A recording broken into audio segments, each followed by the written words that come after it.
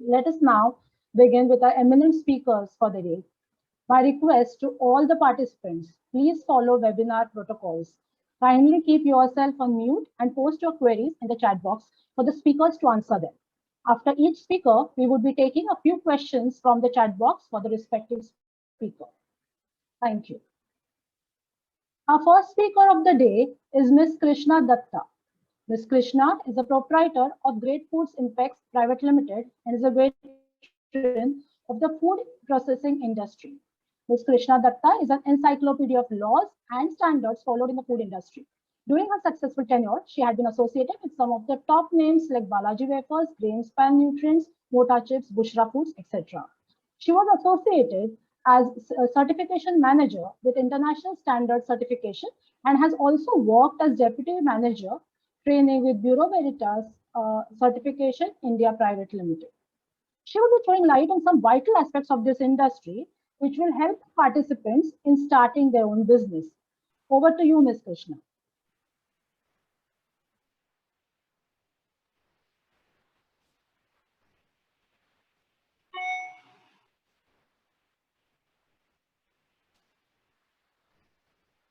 Hello, am I audible? Yes, you are. Yes, you are. Good afternoon, everybody, and thank you so much for giving me this opportunity to present a subject which is very close to my heart, the processed Indian traditional foods. So for a long time, I've been working on processed Indian traditional foods, and whenever I'm given an opportunity to speak about them, I really feel very privileged and honored to share this knowledge with everybody around. So there's a very huge reason why Indian traditional food is now accepted worldwide. One is the taste is very different. If you really look at our Indian traditional foods, you'll never be bored with the kind of spread you are always subjected to. If you're having something from down south, it has a different flavor and aroma. When you go up north, it's completely different. So we have a range of products, and it's so colorful. So we have an opportunity where we don't need to add any kind of additive, preservative, or color to make our foods attractive. They come with that basic attribute of acceptability, texture, consistency, and the taste.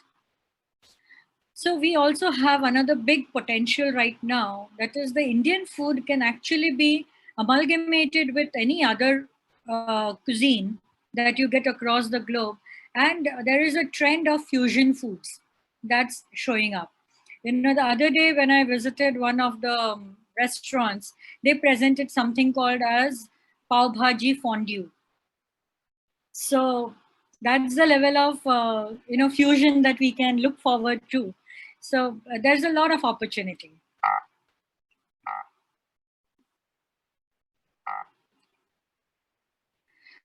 Now, when we look at the global demand, we see that globally also the people who stay abroad, not only Indians, but people from other ethnic origins also, they love our Indian food. And the products that are usually exported are chapatis, samosas, patras, gravies, bundi, batata vada, idli. So these all products that I'm naming, they all resonate with our liking as well.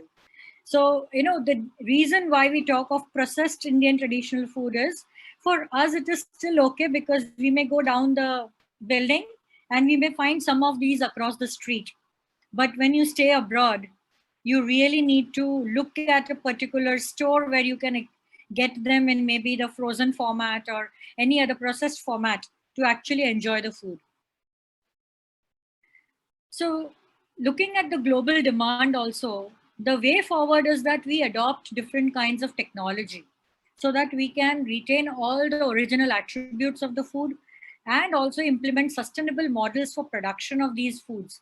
Now, we have very good spread of food, and we have so many women around us who can make these foods so beautifully. I mean, if you look at it, Every Indian house has got at least one or two very good cooks, right? But what we are looking at is how do we make it as a sustainable model? So this is where the technology plays a role. Like we have a number of people who can make amazing momos, very good samosas, very good parathas. But when we talk of exports, when we talk of global demands, we need maybe 4 lakh parathas. So they have to be made. And that's where the technology plays a role. What we need to really look at is how the shelf life can be enhanced, and then what are the different statutory and the regulatory parameters that need to be complied with. Now, when you're doing work in India, we need to follow the law of the land. That's the compliance requirements based on the Indian regulations. And when we are exporting, we also need to adopt and comply with the law of the land to which we are exporting the product. So that is where we also need good, competent people to support us in this activity. One of the major concerns that we have seen in the past, in the recent years also, is that people globally are now very much aware of the different problems that could occur due to processed foods. And one of them is managing allergens. So this is actually showing up in a big way.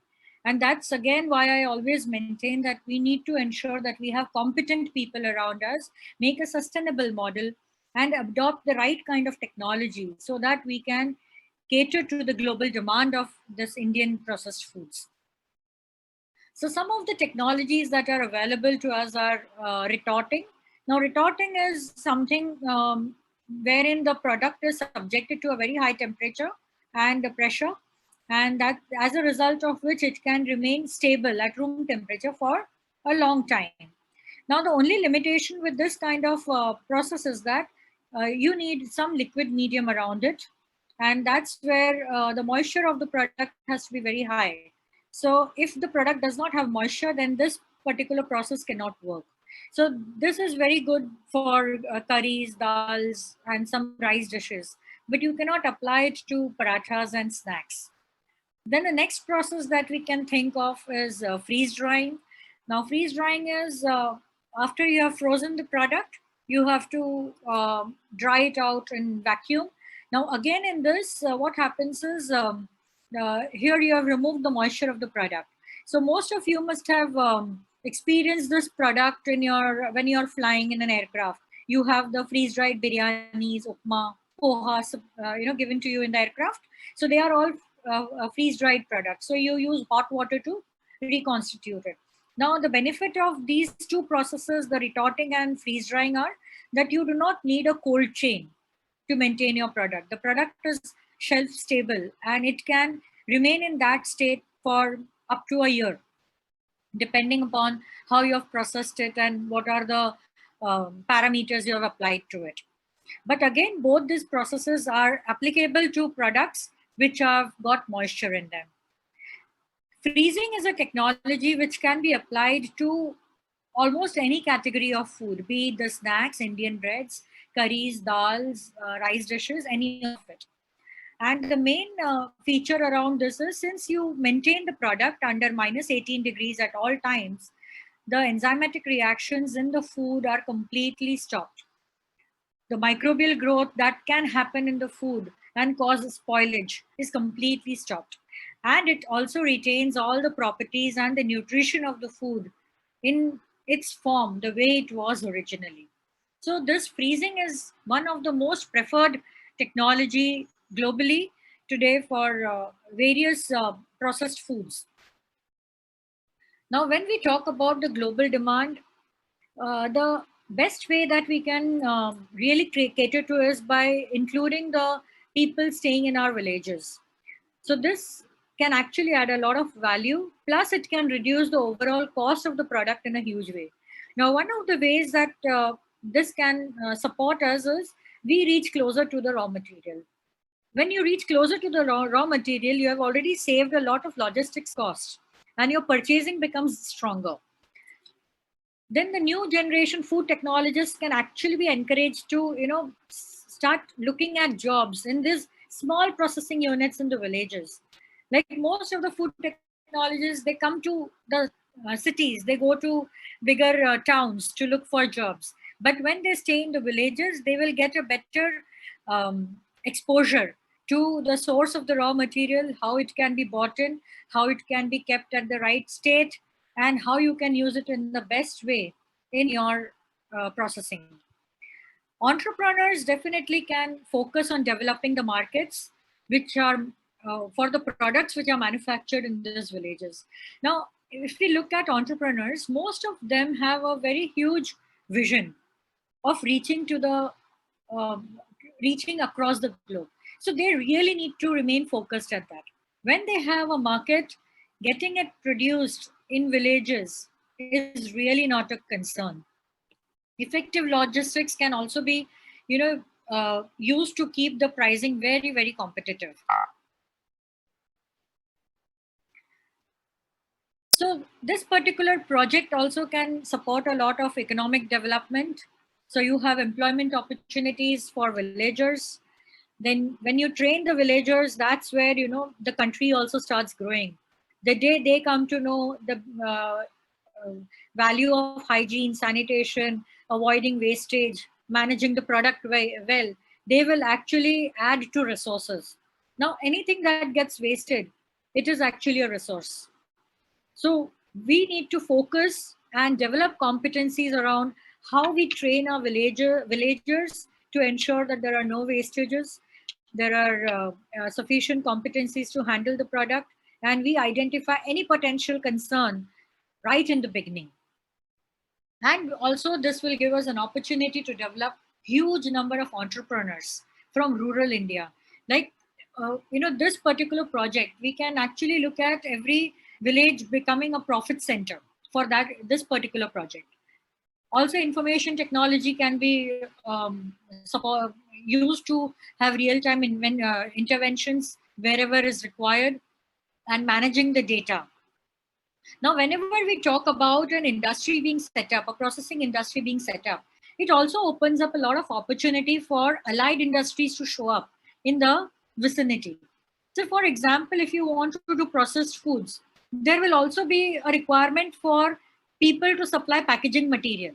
So, packaging material units can actually be developed around them. So, it generates employment for a few more people through that allied industry. So, I have just presented a small module wherein we can actually make the snacks, okay, by having number of people engaged in this activity. And also I'll be telling you about the investments and the returns on the same. So what the whole project is all about is if you can set up a central unit which is equipped with all the machinery, including the cold chain, that's the blast freezer and the cold room, plus all the boiler and the steam jacketed kettles, then we can actually make all the masalas over here. Okay, so I took an example of samosas because it's the simplest to understand and each of us can actually relate to it very easily. So you make the masala here and you need the dough that's needed for the pastry. That's the cover of the samosa. And what we do here is everything is made and then it is transported to the assembly center, that's the B. So I have shown that one main center can actually cater to 6 B centers wherein only the assembly work may be done. Okay, now these assembly centers need not have a lot of infrastructure.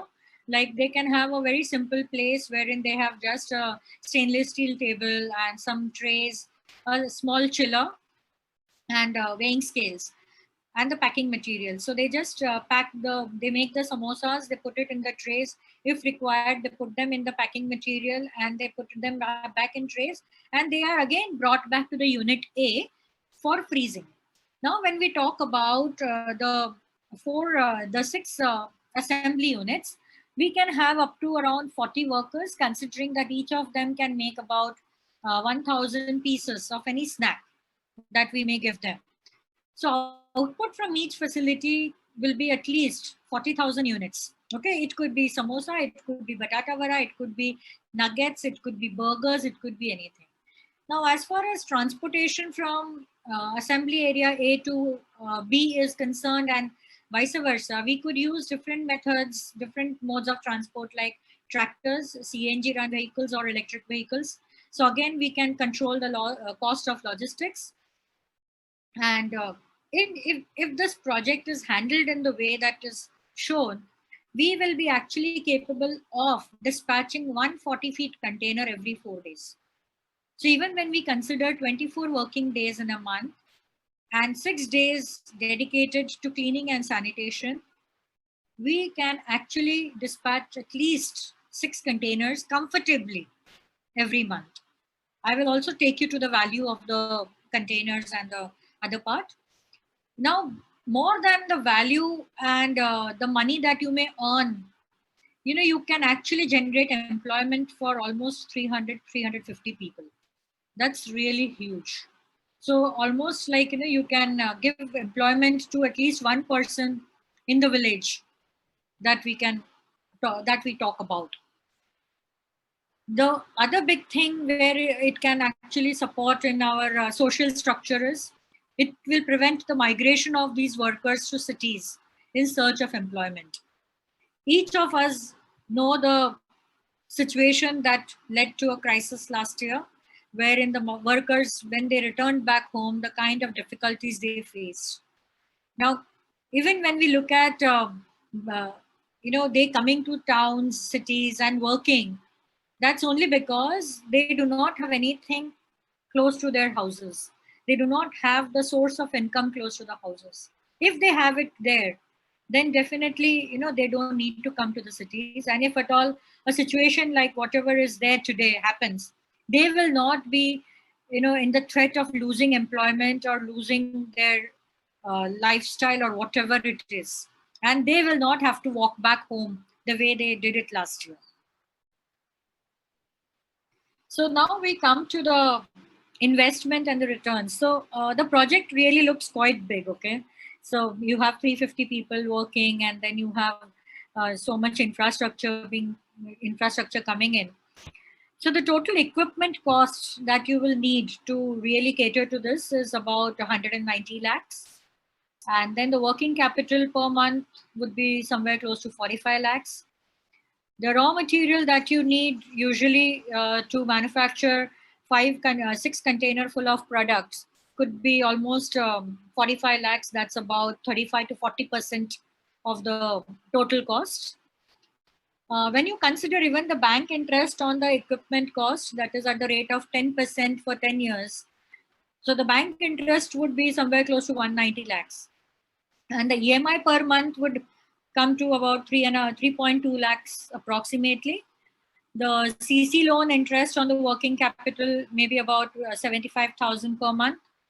And your sales that you can have out of selling this 20 container, the 6 containers could be approximately 120 lakhs. Now here also, this is just an average cost, okay? Now even in the snack foods, you have products which range in the costing from almost 100 rupees a kilo to about 190 rupees a kilo.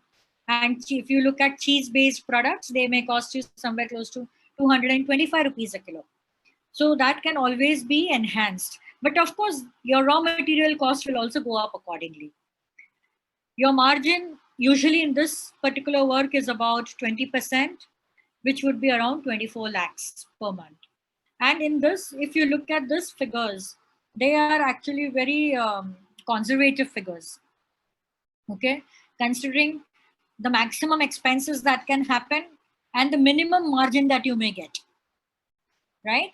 Now, in this also, I have not considered the subsidies that are currently available in the food processing sector, especially for the cold chain and also for the women entrepreneurs. So if you consider them, this particular cost would actually come down much more, right?